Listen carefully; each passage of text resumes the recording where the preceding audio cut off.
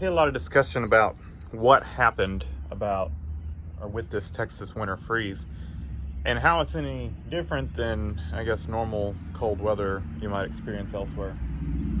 And, it comes down to a couple factors. And let's kind of look at those. So, our average winter temperature here is around 44 degrees. As you can see on this chart here, we're normally, 44 to 60 degrees in winter. It's just not normally that cold here. Now, that's not to say that we can't prepare for the cold. I mean, anytime it dips into the freezing, and, you turn on any news station, wrap your pipes. And we do that. We prepare, is what we need to do, wrapping exterior pipes, covering plants, bringing animals in, all that kind of stuff. And, we do that. We it's not that we don't know how to prepare for winter. What we're not prepared for is extended periods of time without power when it's below freezing. That's where our issue was here, is, we lost power for 2 days plus. Some people lost power 3 or 4 days. Some people still don't have power. We lost water as well. So, our houses here are not made for, I'm in the Houston area. So, they build houses here to withstand wind, hurricane, tornadoes.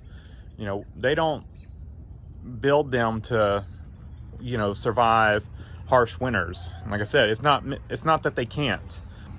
They don't have the insulation that, houses would when they're built elsewhere. But, houses elsewhere, aren't made to withstand 100+ mile an hour wind or, whatever they're rated for here. Let's get to the point.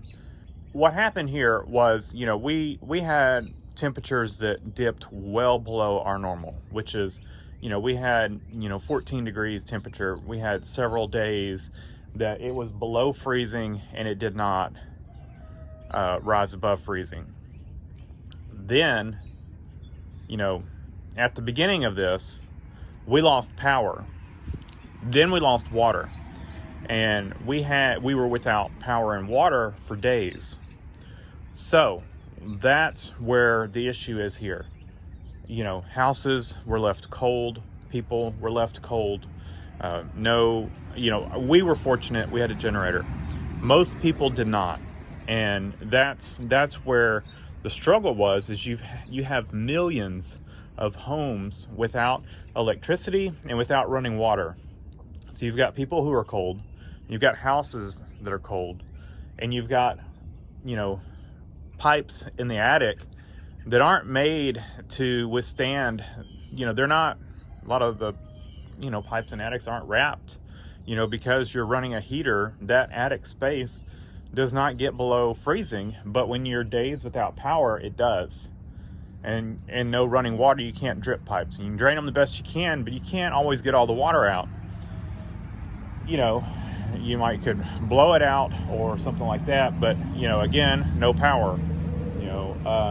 So pipes froze, they busted. A lot of houses don't have fireplaces here or wood stoves. That's just not something.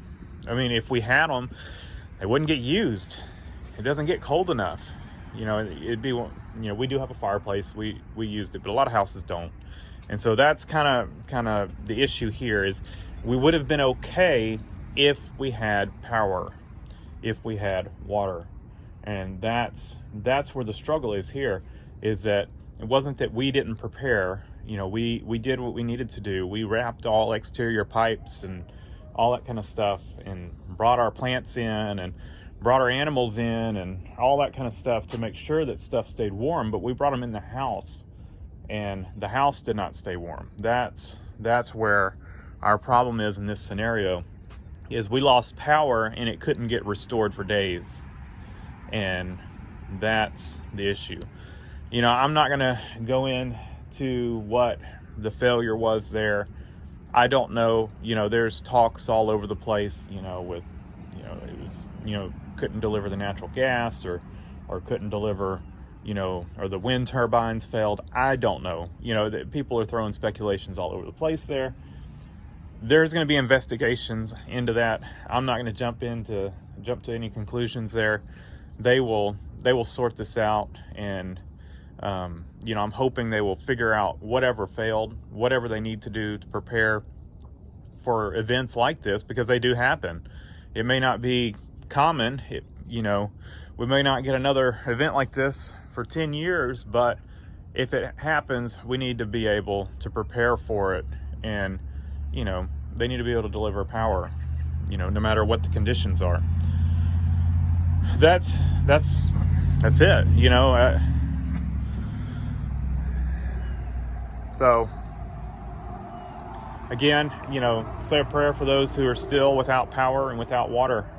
You know, there's a lot of people out there who still are struggling there, and luckily the temperatures are rising. It's in the 50s now, and I think by the end of the day it'll be in the 60s. So we're getting back to our normal winter temperatures, but you know, there's still a lot of houses out there, water damage, broken pipes, and still no electricity. The other thing is, you know, it wasn't just residential homes that lost electricity, it was businesses. So the ability to get resources, and then, you know, people running generators, you couldn't get gasoline because stations were without power, and the ones that did have power or that were running on generators, you know, ran out of gas. So, you know, it just becomes a snowball effect. I mean, no pun intended there, but, you know, when you lose power, everything else, all other resources start dwindling. You know, the ability to get groceries because the stores don't have power, or, you know, they lost power and they had to throw out all frozen and produce and, you know, no telling what else because they couldn't keep it cool. So that's the issue. Power was the issue in this storm, not the cold. Of course, the cold caused the power issue, but ultimately our issue here was the lack of power. And, you know, if we would have had power, this would have been a non-event. You know, some people would have had busted pipes, but, you know, the majority of people would have stayed warm. There may have been a few people who lost power just from, you know, maybe ice on the power lines. You know, it would have been, you know, a normal winter for us, but, you know, this one was a mess. And, you know,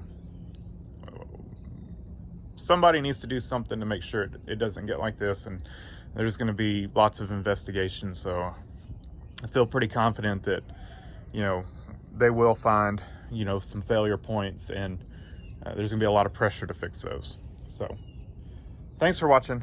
Leave a comment down below, hit the like button, and subscribe for more.